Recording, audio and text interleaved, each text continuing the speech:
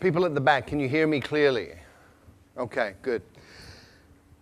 Have you ever held a question in mind for so long that it becomes part of how you think? Maybe even part of who you are as a person? Well, I've had a question in my mind for many, many years, and that is, how can you speed up learning? Now, this is an interesting question because if you speed up learning, you can spend less time at school. And if you learn really fast, you probably wouldn't have to go to school at all. Now, when I was young, school was sort of okay, but I found quite often that school got in the way of learning. So I had this question in mind, how do you learn faster? And this began when I was very, very young. When I was 11 years old, I wrote a letter to researchers in the Soviet Union asking about hypnopedia. This is sleep learning, where you get a tape recorder, you put it beside your bed, and it turns on in the middle of the night when you're sleeping, and you're supposed to be learning from this. Good idea. Unfortunately, it doesn't work. But hypnopedia did open the doors to research in other areas, and we've had incredible discoveries about learning that began with that first question. I went on from there to become passionate about psychology, and I have been involved in psychology in many different ways for the rest of my life up until this point. In 1981, I took myself to China, and I decided that I was going to be native level in Chinese inside 2 years. Now, you need to understand that in 1981, everybody thought Chinese was really, really difficult and that a Westerner could study for 10 years or more and never really get very good at it. And I also went in with a different idea, which was taking all of the conclusions from psychological research up to that point and applying them to the learning process. What was really cool was that in 6 months I was fluent in Mandarin Chinese, and it took a little bit longer to get up to native. But I looked around and I saw all of these people from different countries struggling terribly with Chinese. I saw Chinese people struggling terribly to learn English and other languages. And so my question got refined down to, how can you help a normal adult learn a new language quickly, easily, and effectively? Now, this is a really, really important question in today's world. We have massive challenges with environment. We have massive challenges with social dislocation, with wars, all sorts of things going on.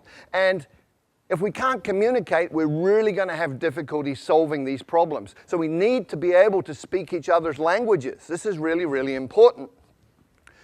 The question is, how do you do that? Well, it's actually really easy. You look around for people who can already do it. You look for situations where it's already working, and then you identify the principles and apply them. It's called modeling, and I've been looking at language learning and modeling language learning for about 15 to 20 years now. And my conclusion, my observation from this is that any adult can learn a second language to fluency inside 6 months. Now, when I say this, most people think I'm crazy. This is not possible. So let me remind everybody of the history of human progress. It's all about expanding our limits. In 1950, everybody believed that running 1 mile in 4 minutes was impossible. And then Roger Bannister did it in 1956, and from there it's got shorter and shorter. 100 years ago, everybody believed that heavy stuff doesn't fly, except it does, and we all know this. How does heavy stuff fly? We reorganize the material using principles that we have learned from observing nature, birds in this case. And today, we've gone even further. So you can fly a car. You can buy one of these for a couple of $100,000 US. We now have cars in the world that fly. And there's a different way to fly, which we learned from squirrels. So all you need to do is copy what a flying squirrel does, build a suit called a wingsuit, and off you go. You can fly like a squirrel. Now, most people, a lot of people, I wouldn't say everybody, but a lot of people think they can't draw. However, there are some key principles, 5 principles that you can apply to learning to draw, and you can actually learn to draw in 5 days. So if you draw like this, You learn these principles for 5 days and apply them, and after 5 days you can draw something like this. Now I know this is true because that was my first drawing, and after 5 days of applying these principles, that was what I was able to do. And I looked at this and I went, wow! So that's how I look like when I'm concentrating so intensely that my brain is exploding. So, anybody can learn to draw in 5 days. And in the same way, with the same logic, anybody can learn a second language in 6 months. How? There are 5 principles and 7 actions. There may be a few more, but these are absolutely core. And before I get into those, I just want to talk about 2 myths. I want to dispel 2 myths. The first is that you need talent. Let me tell you about Zoe. Zoe came from Australia, went to Holland, was trying to learn Dutch, struggling extremely a great deal, and finally, people were saying you're completely useless, you're not talented, give up, you're a waste of time, and she was very, very depressed. And then she came across these 5 principles, she moved to Brazil, and she applied them, and in 6 months she was fluent in Portuguese. So talent doesn't matter.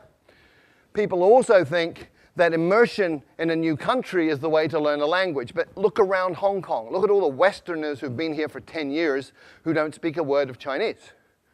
Look at all the Chinese living in America, Britain, Australia, Canada, who've been there 10, 20 years, and they don't speak any English.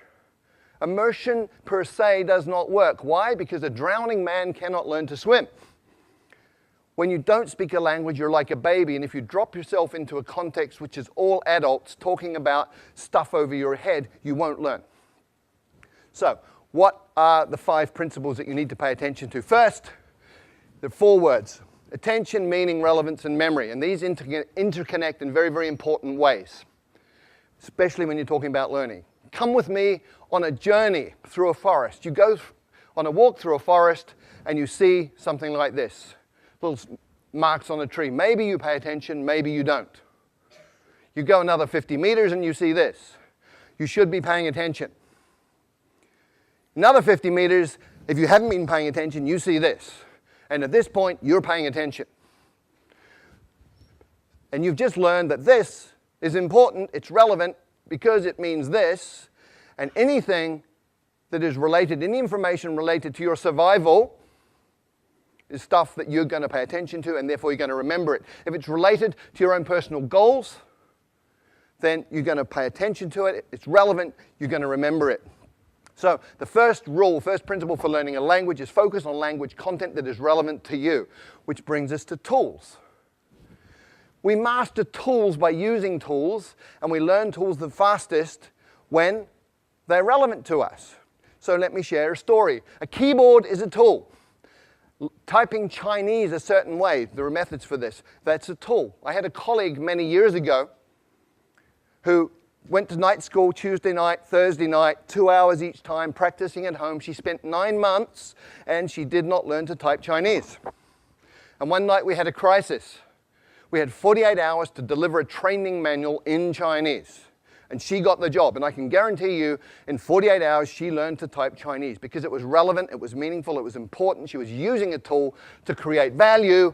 So the second principle for learning a language is to use your language as a tool to communicate right from day one, as a kid does. When I first arrived in China, didn't speak a word of Chinese. And on my second week, I got to take a train ride overnight. I spent 8 hours sitting in the dining car talking to one of the guards on the train. He took an interest in me for some reason. And we just chatted all night in Chinese, and he was drawing pictures and making movements with his hands and facial expressions, and piece by piece by piece, I understood more and more.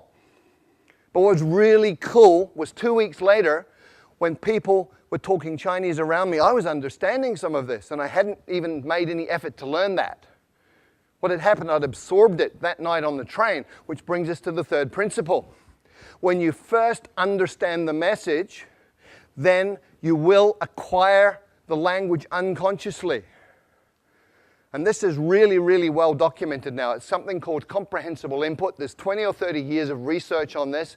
Stephen Krashen, a leader in the field, has published all sorts of these different studies. And this is just from one of them. The purple bars show the scores on different tests for language.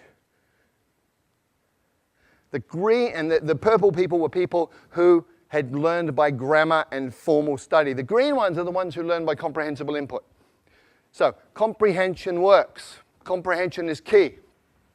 And language learning is not about accumulating lots of knowledge. In many, many ways, it's about physiological training. A woman I know from Taiwan did great in English at school. She got A grades all the way through, went through college, A grades, went to the US, and found she couldn't understand what people were saying. And people started asking her, "Are you deaf?" And she was English deaf. Because we have filters in our brain that filter in the sounds that we are familiar with, and they filter out the sounds of languages that we're not. And if you can't hear it, you won't understand it. If you can't understand it, you're not going to learn it. So you actually have to be able to hear these sounds. And there are ways to do that, but it's physiological training. Speaking takes muscle. You've got 43 muscles in your face.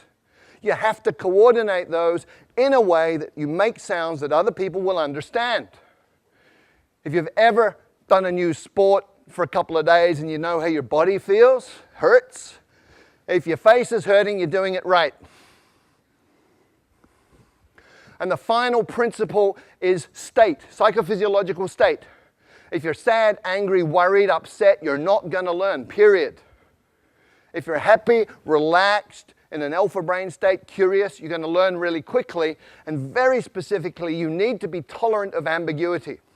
If you're one of those people who needs to understand 100% every word you're hearing, you will go nuts because you'll be incredibly upset all the time because you're not perfect.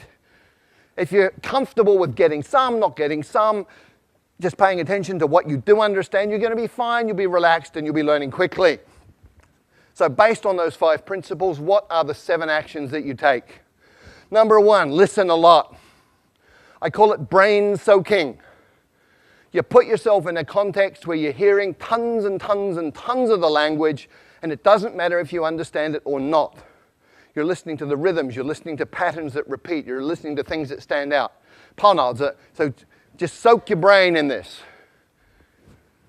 The second action is you get the meaning first, even before you get the words. And you go, well, how do I do that? I don't know the words. Well, you understand what these different postures mean.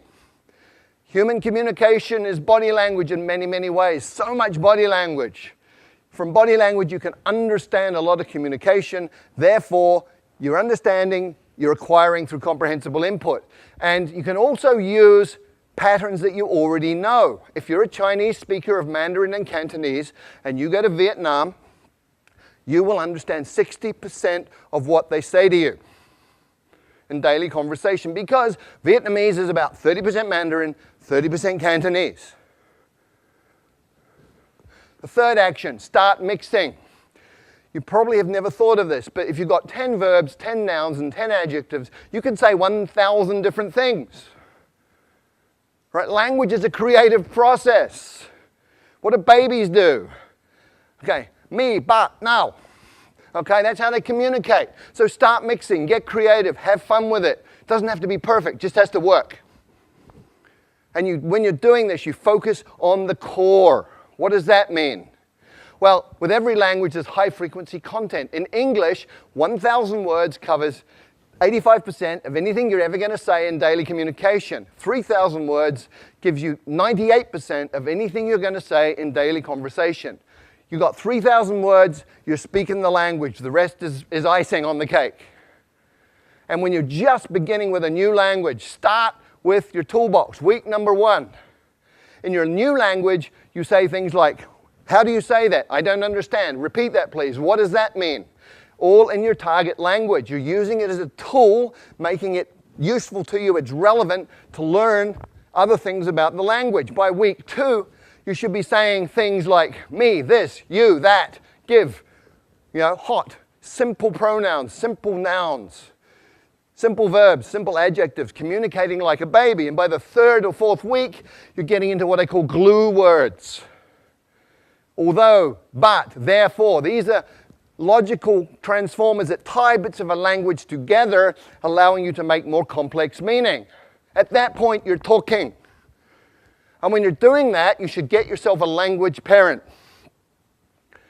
If you look at how children and parents interact, you understand what this means. When a child is speaking, it'll be using simple words, simple combinations, sometimes quite strange, sometimes very strange pronunciation. Other people from outside the family don't understand it. But the parents do. And so the kid has a safe environment, gets confidence. The parents talk to the children with body language and with simple language they know the child understands. So you have a comprehensible input environment that's safe. We know it works, otherwise none of you would speak your mother tongue. So you get yourself a language parent who's somebody interested in you as a person who will communicate with you essentially as an equal, but pay attention to help you understand the message. There are 4 rules of a language parent. Spouses, by the way, are not very good at this, okay? But the 4 rules are, first of all, they will work hard to understand what you mean, even when you're way off beat. Secondly, they will never correct your mistakes. Thirdly, they will feed back their understanding of what you're saying so that you can respond appropriately and get that feedback. And then they will use words that you know.